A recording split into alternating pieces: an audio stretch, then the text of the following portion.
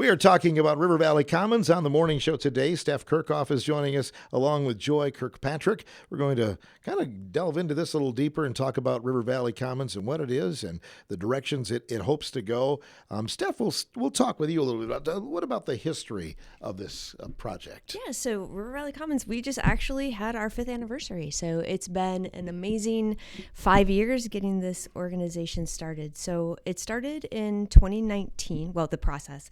My first husband, Joshua, passed away, and we had moved out to the area just a few years before. We really loved the strong community. We wanted to do things to help it. So we had in our mind this idea of creating a series of summer events where we'd have lectures and other opportunities for people to come together and to learn in a beautiful setting and build community that way. So I started that series in honor of him. It's the Moral Lecture Series. We can talk about that more in a little bit. But after doing that we had our first successful season in 2019, and I realized I wanted to do more. So I wanted to see how I might be able to help with other projects in the community. So it was really important to me as we were thinking about that we thought about it as the whole River Valley School District geographic area, right? So not just Spring Green or Arena, but that idea that we all are in this together, and that if we could build an organization that could help the entirety of the area, it would help all of us be stronger together. So that's why we started River Valley Commons. Our original mission was super broad. It was to increase the well-being of the area and those who lived within it.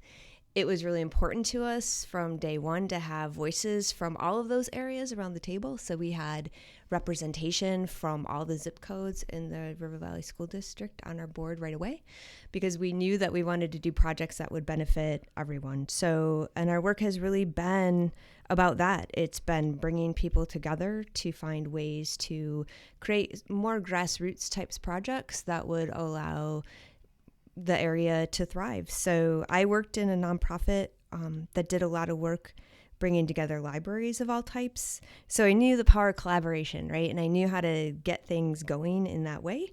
And that's really how we focused our energy for the last 5 years. Is there something you're most proud of in that time? Oh, so many things. I feel like one of the things that I've been really proud of is the ability for us to help projects that maybe wouldn't have gotten off the ground otherwise, or really needed some direction. I think about the Joy Scholarship Fund that Dick Powell, you probably know all about this, but had organized this scholarship fund for the son of an employee who was tragically murdered. And we worked with them on figuring out how do you do a raffle license and how do we collect donations. And we were able to collect, I don't even remember now, like $45,000 for his scholarship fund. So being able to be a part of that and to just help these projects along that are just people in the community who have good ideas and want to do something good. And if we can help them do that, like that's gravy. Like that's awesome. That's awesome. Joy, tell us a little bit about the directions you'd like to head in here in the future. Yeah, so Steph was our driver for the past 5 years and has done amazing work, as she talked about, building that community and helping projects. And what we are trying to transition into now that we have been doing this work for 5 years, we want to make it sustainable. And part of that is that we can't rely on Steph to do so much and do everything. So this idea of what we want to do is, as she just described, helping projects get off the ground, do that good work is kind of where we're going. So we have done some of that work, but we really want to focus more on that. So we're doing something that sometimes is called a backbone organization. So providing a little bit of structure, maybe some facilitation, and then also connections and bringing people together. So we don't want to step on any toes or take the place of any of these great organizations that we have in the River Valley area. We just want to support them and help them get those projects done. So we can, help, like with the board's going to help with facilitating some conversations, helping with building out timelines and project plans. Maybe they need to figure out connecting someplace where there might be some money available, or so just bringing in a lot of expertise that helps with that. The River Valley area has like 80 organizations, sort of volunteer groups of some sort, which again is amazing. And we just want to help those organizations do the good parts that they want to do, and kind of with the and that match our mission as well. Yeah, because we've talked about a lot of them. For Pete's Sake comes to mind in your Yeah. area, the Yeah. wonderful work that they've done. Yeah, there's all kinds of them projects that are going on. There's the Lone Rock has their history organization. There's all kinds of groups that need a little bit of help, and if we can provide that and be a support to them as they're moving through something that they want to do, that's what we're there for. Are there some current projects you'd like to talk about, Steph, that are going on Sure, right now? I can start talking a little bit about Savor the River Valley. That's the one that's grown up pretty much with us. They're having their 5-year anniversary as well. But we're really, really proud that we've been able to be part of this and to help support them. So Savor, it's a really great example of that power of collaboration and working together and how that benefits everybody. They are a grassroots group that's really focused on food. So working on helping our food producers and retailers and restaurants. And so they do things like, if you're in the River Valley area and see the local food cards with all the restaurants on them, that's a product of Savor the River Valley. They have classes and pop-up dinners. And their big sort of flagship event now is the Farm and Food Tour, which happens this year on April 25th, so save the date. They started that a few years ago, and the first year they had 200 people, and last year they had 800 people come through that tour. And it's in April. It's a time when a lot of our businesses are a little slow because it's before the tourist season. So it's a great way for them to have a really, really strong day in a time when they need it. So Savor's been great. And we helped get that started. Patty Peltier is a community member. She was concerned about what was happening for the food businesses in our area, and we worked together. We met with the businesses, kind of figured out what was needed, and got things started for that group. And we still support them now. We are their, we do their bookkeeping. We help them with some technology platforms. We still advise them on a lot of structural things. But we also act as their fiscal sponsor, and that's something we're able to do as a 501c3. Savor and some of these other groups that we work with are not big enough to have their own 501c3, so we are able to extend ours to them as long as they are a nonprofit, or as long as they share the same mission as we do. So, for Savor, we've been doing that. What that means is that they are able to take donations that are tax deductible, which is really helpful for these smaller groups that don't have their own 501c3. We go back 5 years, Steph, and I'm thinking COVID Yes. era. Oh my gosh. Was that kind of... Yes. That was not the reason That it wasn't the started. plan. I had decided to start it, and then I quit. I was working for a nonprofit in libraries, and my last day of work was February 28th in 2020. I went home to visit my family in Western New York and came back to COVID, right? So it was not the start we expected, but what we were able to do right away, we were hearing from people that were saying, I am getting this money from the government and I want to donate it to people who need help right now. And so we were able to collaborate with members of the For Pete's Sake board and the food pantries in the area. And we brought everybody together and created this Neighbor Helping Neighbor Fund, which helped people pay their bills. So we had like $40,000 run through us just in that COVID time. So it was a terrible way to start, but also a great example of what we were able to do pretty much out of the gate. So, yeah. People could see the importance of the group right out of the gate then. Right. And we were able to Yeah. kind of establish that idea of this is not, we don't do anything alone. That's one of our values, right? Like we want to collaborate. We want to work together. It's super important to build that strength of togetherness. So, yeah, it was a great example of that. Financially, Joy, is it a lot of funding from grants and things like that and donations? How does it work? It's a lot of donations, a few grants, a lot of donations that we really appreciate, and that is a big piece. We don't really have any paid staff. Steph is doing a lot of the work that she does without getting paid, so it's a very lean very lean, efficient organization. But that is also a part of the sustainability conversation that we're having as we transition to this new role is how do we get the things done that we want to do? Do we need to have some basic staff, and how can we find that sort of administrative piece so that we don't burn staff or anybody else out? We're thinking about what is that combination of maybe some grants or figuring out donations that help with that. Because, a lot of times people like to donate for a thing rather than administrative work. So we have to figure out that balance. I see. And so down the road here, some projects that you'd like to see. Is there anything on the burner right now? One, we can jump into the one that we're working on right now. It's a very basic title right now because we're still in the works of it. It's called the Community Calendar. It is a project that's just getting started. I think we've maybe had a handful of meetings with just people who are concerned about they have events or things that are happening in the River Valley area, and how do we get people to know about them? Because there isn't just one paper, and we have recently our local paper has been sort of put into a consortium, so we only get maybe a page out of that paper when we used to have a whole paper. And then everybody has their own websites and their own Facebook page, and everybody's on digitally, but there's no one-stop shop for somebody to say, hey, what's happening in the River Valley this weekend? It's really hard to sort of figure out what that is. So a group of people have come together from different sorts of things. We've got the River Valley Arts Group. We have people from different organizations that are like, yeah, we want to figure out how to build something that's sustainable, and people from the River Valley can figure out what's happening, but also people outside of the River Valley who might consider touristy, like what are the things that they want to know about the River Valley area. And that could be like, lots of people come to the River Valley, obviously, for American Players Theater or Frank Lloyd Wright, but they also come just because of the river. So that nature and that outdoors thing. So we're trying to figure out how can we kind of get our arms around all of those sorts of things and build something that's probably some sort of digital platform so people can search it and find it.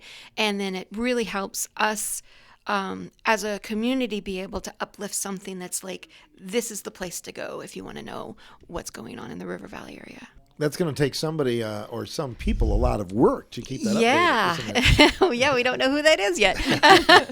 But so what River Valley Commons is doing is convening those meetings, helping with the structure of the agendas, helping kind of get those in-between sorts of steps, action steps, helping, not doing, but helping those in between the meetings sort of action steps that have to happen to move these kinds of projects along. So it will take a little bit of time, especially I think we were talking about this at one of our other meetings, is like if you want to go fast, go alone.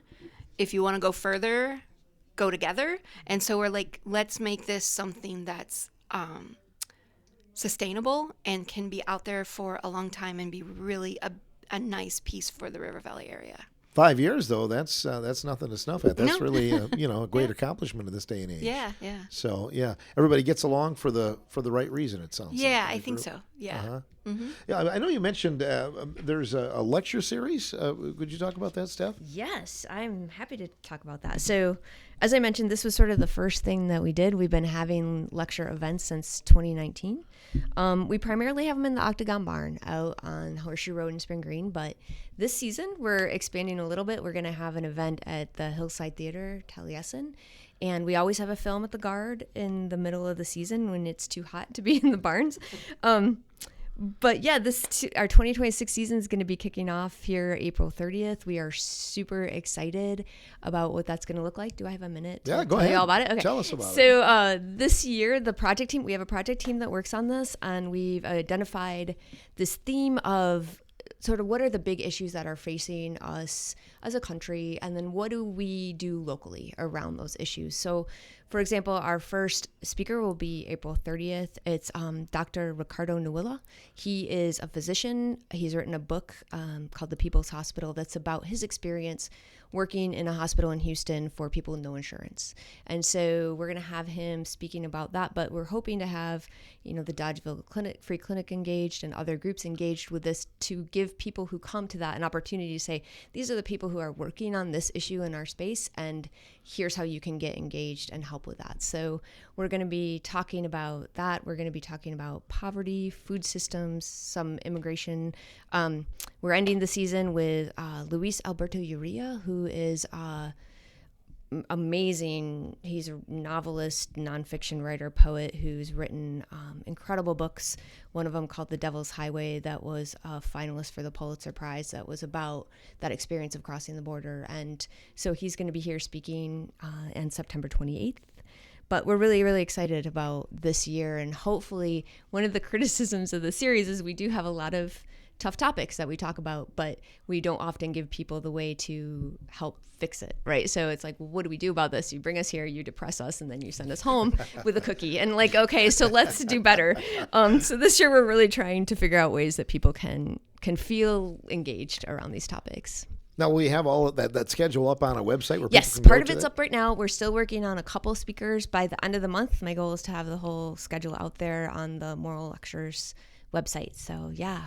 Are they free? Absolutely. Every event that the lecture series does is free. Purposefully, we want to make sure that people are welcome and can come no matter what. So, and we always have dessert and coffee afterwards, so people have a chance to build community and talk to one another and all that good stuff. So that's awesome. If someone is listening and they have a group in the River Valley School District that would like to maybe get some help or that you need more information, who should they contact? We have a email address that's just contact@rivervalleycommons.org. They can contact us that way. And we are looking for board members right now too. So maybe Joy, do you want to talk about yes. Yeah, let's talk a little bit about the There you go. board recruitment is what we're talking about. So because of this transition to, like what I said, a backbone organization where we're wanting to support organizations rather than taking the place of those great organizations. We're looking for board members who would like to be a part of this exciting new transition. So thinking about what we do is, as a board, we bring groups together to increase collaboration and build their skills, facilitate the creation of projects that advance the community. So that key is facilitate the creation, because the project teams, the organizations are the ones who are going to be doing the work, but we help them with that. And then the other piece is find expertise and resources to help support those community projects. So kind of a connector to people that sometimes, like those serendipitous things that, oh, I know somebody, or I talked to somebody at this conference or whatever. So you know how that kind of networking happens. We really want to bring that, our expertise, the board members' expertise from that, but also build that out, like bringing these groups together to network with each other so that they can collaborate among themselves as well. So to that end, to do those things, board members would facilitate and help plan and provide some sort of project support, and then act as connectors and conveners. So if there's anybody in that River Valley area, you either live there or work there, is kind of our basic, and it's that the school district, geographic area of the school district, and you think that you've got something that you could give in those sorts of roles, looking for something new to do and something that would be doing something good, we're interested in we have a form on a Google form that you can fill out and kind of nominate yourself for the board. I know that, you have, of course, the farm background and you work in that every day. You have a very diverse district when you talk about people, agriculture, and you have the arts and everything. So I'm guessing it's important to have people from all different areas on the board. Exactly. We have, when you think about that, it's we want it to be geographically diverse, and then also what they're interested in, diverse kind of thing. I think the thing that is always I love about the moral lectures is when we do an agricultural one. That's like one of the biggest groups, biggest ones. That's such a draw because we are still such a rural community, even though we do have some really arts pieces. I think when you think about art and agriculture and food, it's just and then the nature piece of the outdoors that we have to offer in the River Valley, it kind of just all blends together really well. Mm-hmm. Yeah, I think it Wisconsin State Riverway Board, which they have a lot of things go through there. River Valley Area Community Gardens is going to be on with us, not too far down the road, But another great organization in your community. You worked with them, We worked with them. So And this is something that is not common with community stuff. Could you see something like this expanding in maybe other areas I would love around? to see that happen. I think the barrier is one of the things Joy talked about is unless you have someone who's willing to spend a lot of time doing this voluntarily, it's hard to fund this type of thing. But I do think there's a huge value in having a group or organization that is looking to help other groups and organizations in a community. And you see this in larger communities all the time, but because small rural areas just don't have a lot of this capacity. So I'm grateful we're able to do this, and I would love to see more of it out there. Yeah. What keeps you going? What drives you to motivates you to keep this going? I don't know. I feel like I have I can see solutions. I've always thought that we deserve better sometimes in rural areas than we get, and I feel like if we can work together to make things better, that's a huge thing. Like, it's just important. And so I think that the work is important. I'm grateful for all the people who are doing it in the area, and if we can help them move that forward, like, why not? So you were on with us a while back talking about broadband and Yes. expansion in the rural areas and things like that, but so many people want to live here, Yes. and I think that's the goal, is just to try to make it better. Oh, housing's a whole nother topic that we're trying to work on, because Yeah. it is an issue. And again, it's one of those things, if we don't proactively look at it, we're going to get what we get, and it may not be what is the best thing for us. What we want. So, yeah. I think the other piece about, why we feel like this is important, broadband and digital age, really positive that we can get people to live wherever they want to live to be able to do their jobs sometimes is the key thing, right? So that's great. But also the digital age has polarized us a little bit. And, we need to figure out ways to bring people back to be in the same room and build community around a shared goal. And it doesn't matter what your politics are, because everybody wants to do the same thing that, they see the needs that we have in our community. And so we want to have a shared goal with people that you can see in the grocery store. And so I think that I think is a huge driver for me, is to just find ways to get people to have, like you said, those local solutions for big problems, because we might not be able to fix it for the entire country, but we can fix it for River Valley maybe. And that you have to look at it in that way and not get overwhelmed with the bigger scope of it. Yeah, I think that's important. Start locally, try to make a difference there where you can. Yeah. Anything else either you'd like to add here? Yeah. Today? The other thing that I want to talk about is a project that we're doing. It's called Tech Help. And it kind of is connected with a little bit with that broadband piece. We are partnering with the libraries in the River Valley area, and that would be Spring Green, Lone Rock, and Plain. And we're also partnering with Arena, even though they don't technically have a community library. And we are working with the American Connection Corps, which is kind of like the AmeriCorps program, but this is specifically the Connection one is helps with places that are maybe digitally disconnected. So we have the opportunity to, with the American Connection Corps, to hire someone that that's their job, is to help be like accessible tech help for people who need maybe help with their email accounts or figuring out how to navigate something on their new phone or whatever it is that they need tech help with. There are times that they have scheduled at each of the libraries. So it rotates every week. They're at a different place. But you can also be able to set up an appointment and go into the library that's closest to you and work with this person. So you don't have to wait for one of those drop-in sessions. So we were able to hire this person. I can't remember the time frame, but for a year. When did Aaron start? August. So Aaron Christensen is from the River Valley area, which we felt was important to have someone that was from the River Valley area.